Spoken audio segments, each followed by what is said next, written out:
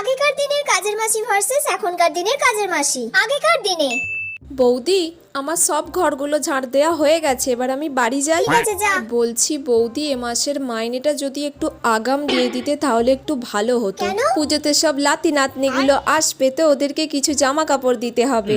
ঠিক আছে, দেখছি, দিতে পারলে জানাবো। আর বলছি বৌদি, যদি এবারে একটু নবমী আর দশমীটা একটু ছুটি দিতে খুব ভালো হতো। লাতি নাতনিগুলো আসবে তো একটু ঠাকুর দেখতে যেতাম। না না, দুদিন নিলে হবে না, শুধু দশমীটা নিস। আচ্ছা ঠিক আছে, তাহলে শুধু দশমীটাই ছুটি করব।